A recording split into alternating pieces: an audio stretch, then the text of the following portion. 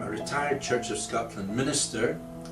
I was leader of the Iona community from 1995 to 2002, and way back a bit before then I was convener of the Church and Nation Committee, so I've had an interest for quite a long time in the kinds of matters to which the Church and Society Council's report relates.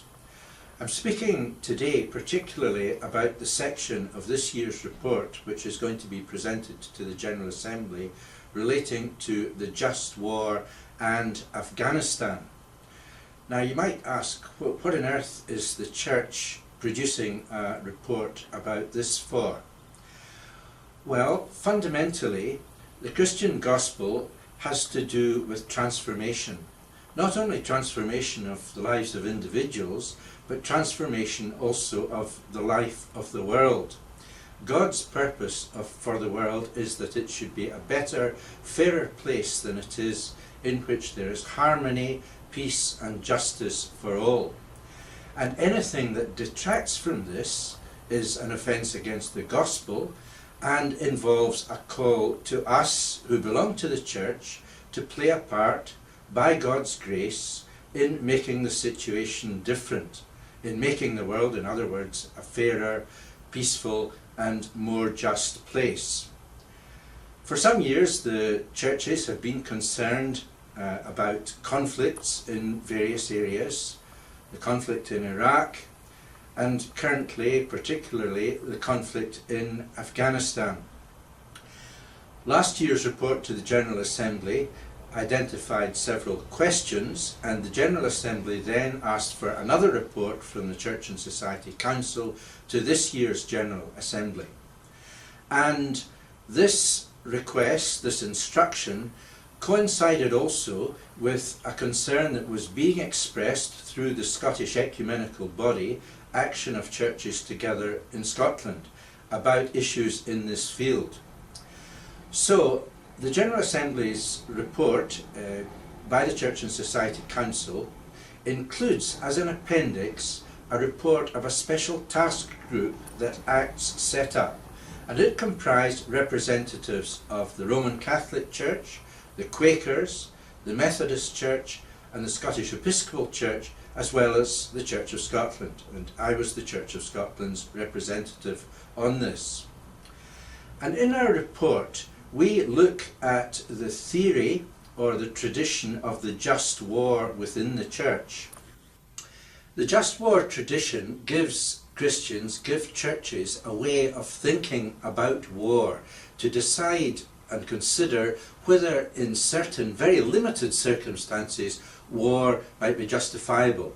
And a number of criteria have been identified and have evolved over the years to do with the legitimacy of the war, to do with the hope of success, to do with the safeguarding of the interests and rights of non-combatants, to do with the means that are used within the war, so that there's an issue about proportionality, and a war will only be just if in fact the harm that is being redressed by conflict is greater than the harm that is done through the conflict.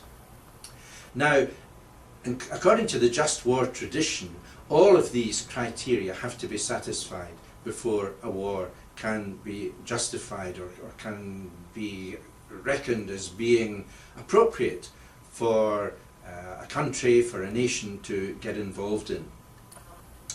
So our group has produced this report, which is included in the Church and Society Council's report to the General Assembly, and the conclusion that we have reached, and the conclusion that the General Assembly is asked to endorse in approving a motion, a draft deliverance, is that this war, Britain's continuing involvement in Afghanistan, is not justified, and that British troops should be withdrawn from Afghanistan as soon as is possible.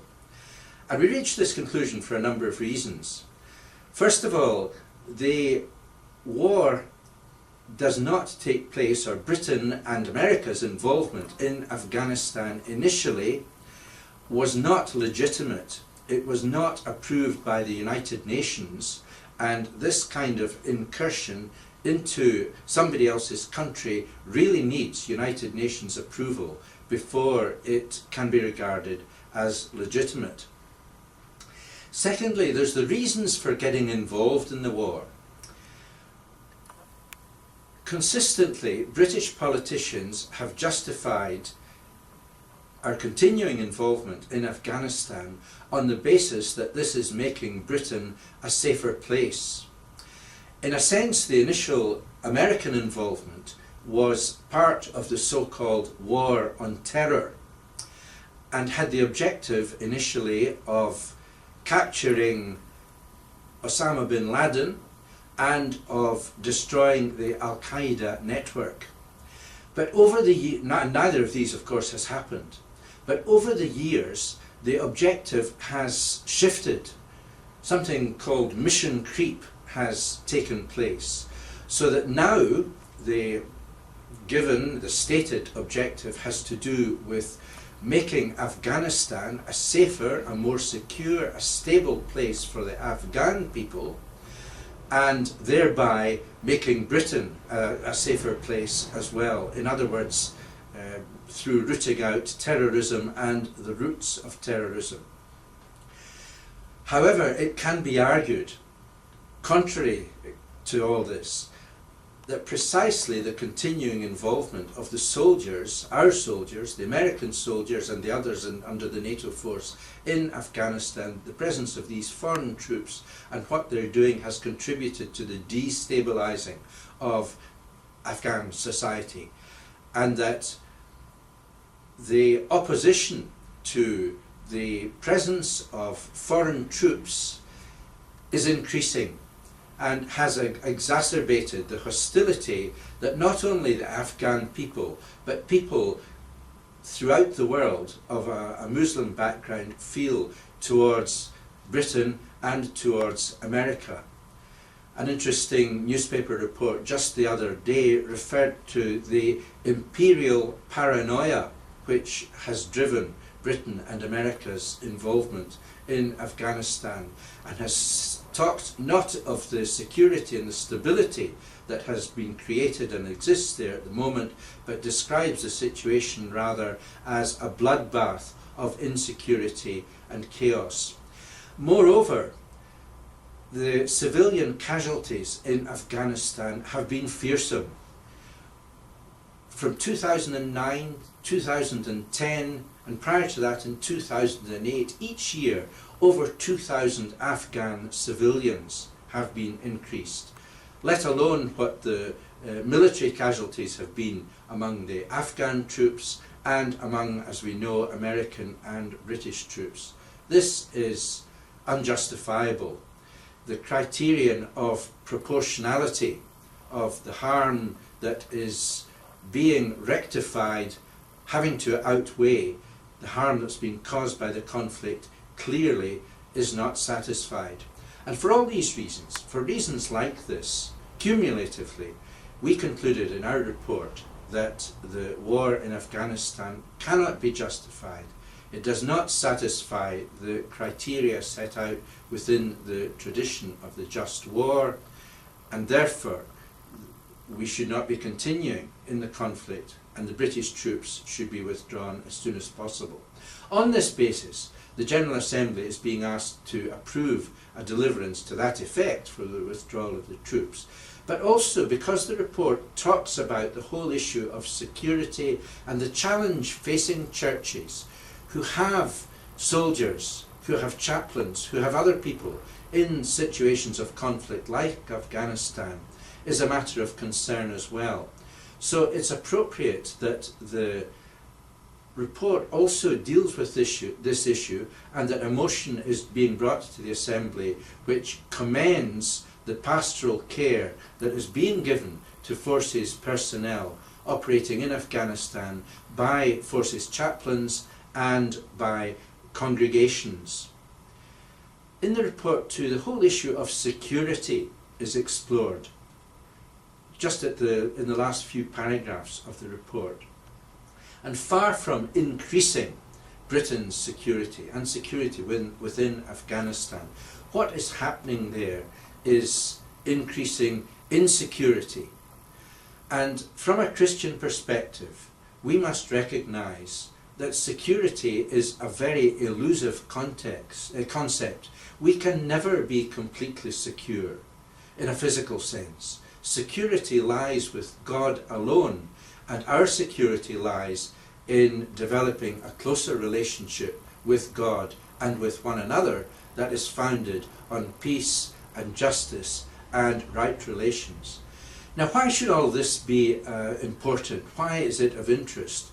Well, it is important in the current situation that the churches should nail their colours to the mast and should make their position quite clear.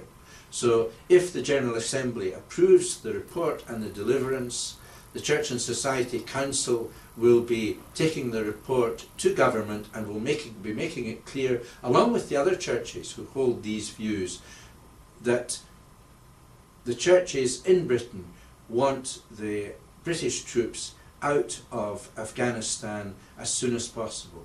And why is this of interest to the people in the pew, the man and woman in the street?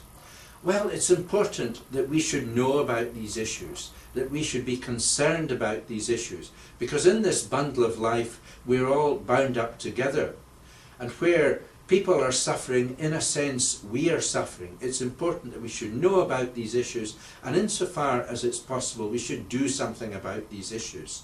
So that the hope would be that members of congregations will be informed what is in this report, and if they're able, that they will take up the matters with their MPs, and that there will be a cumulative move to support the line taken by the General Assembly, and that the British military involvement in Afghanistan will be brought to an end.